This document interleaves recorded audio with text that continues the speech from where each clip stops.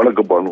நீலகிரி மாவட்டத்தில் மீண்டும் ஜூன், அதாவது நாளை மற்றும் நாளை மறுநாள் சனி ஞாயிறு ஆகிய தேதிகளில் மிக மிக கனமழை ரெட் அலர்ட் எச்சரிக்கை விடுக்கப்பட்டுள்ள நிலையில் உதவிக்கு வந்த தேசிய பேரிடர் மீட்பு குழு 25 பேர் இங்க வருகை தந்து உள்ளனர்.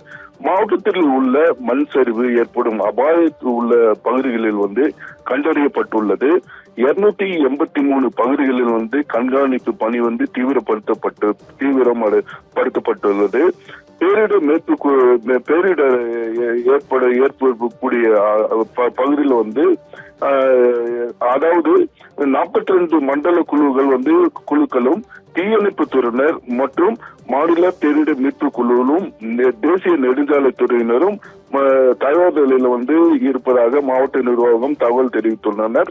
மேலும் மழையால் அச்சம் ஏற்பட்டால் அதாவது இலவச எண் அறிவிக்கப்பட்டுள்ளது.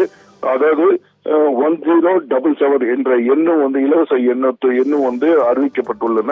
மேலும் தீயணைப்பு துறையினர் ஆங்காங்கே மண் மற்றும் மரங்கள் ஏற்படக்கூடிய இடங்களுக்கு விரைந்து செல்ல என்று உத்தரவிடப்பட்டுள்ளது.